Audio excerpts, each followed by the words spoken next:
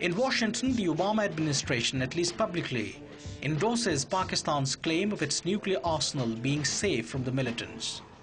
But in Pakistan, there is a suspicion that the real threat to Pakistan's nuclear weapons comes from Washington.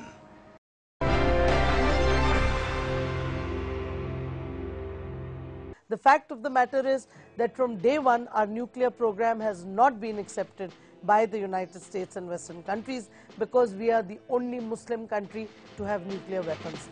This man, Richard Lugar, is one of the influential senators in the United States. He rose to fame for decommissioning thousands of nuclear warheads in the former Soviet Union.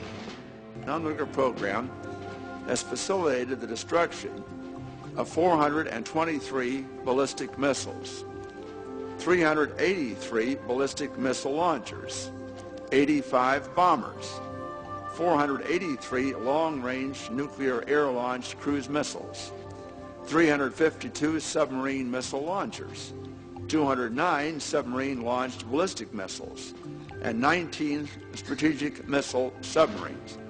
Surprisingly, he is now the co-sponsor of a bill that promises tripling non-military aid to nuclear Pakistan. He's representing a very strong U.S. nuclear lobby, which benefited tremendously in terms of billions of dollars, which the U.S. program or through the SAM non-nuclear threat reduction program. During President Zardari's recent visit to Washington, it was Richard Lugar who urged the Obama administration that cooperative threat reduction program be extended to Pakistan.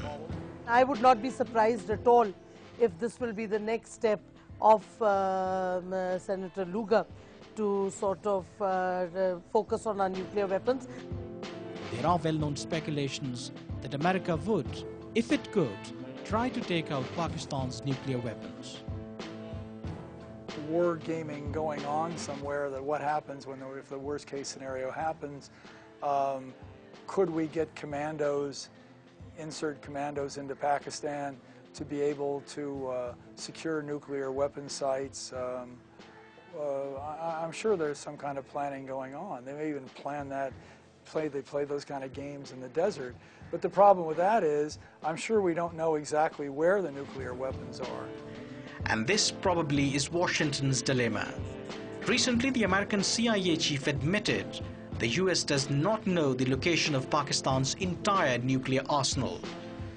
No state, individual or entity can have access to our programs in any way, especially the nuclear program. And the other point that I would want to make, and I think it qualifies it by itself, that we have looked at our program and evolved our security mechanisms in a way that it will take care of or to tackle any kind of threat from anywhere. Shahid-ur-Rehman is investigating the man behind Pakistan's nuclear program, Dr. A.Q. Khan's proliferation scandal. And he suspects the US can conduct sting operations to expose the security of Pakistan's nuclear program.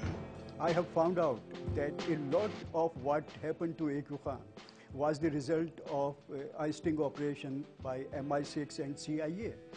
Many people who were a member of A.Q. Khan's network have been found to be working for CIA. But Brigadier Naeem Salek is confident of Pakistan's nuclear security. Nobody is physically capable of destroying Pakistan's nuclear capability now. Those days of 80s are gone, because that was the start of the program, and if they had attacked Kahuta or other facilities at that time, that would have set back the program by a few years, maybe a decade or so. But now, once the things are operationalized, nobody has it, and nobody messes with the nuclear weapon states. Meanwhile, the US media claims that Washington is secretly helping Pakistan to secure its nuclear weapons, and it is spending $100 million for this purpose.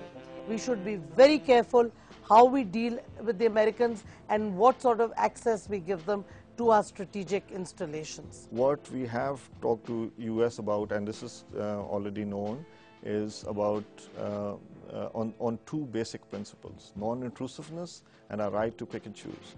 And yes, this kind of money or the equipment that comes around with that is rudimentary, and it does not affect any of the sensitivities of our program. Experts believe Pakistan would not have been West's biggest nightmare had it not been a nuclear state. So do we need a nuclear bomb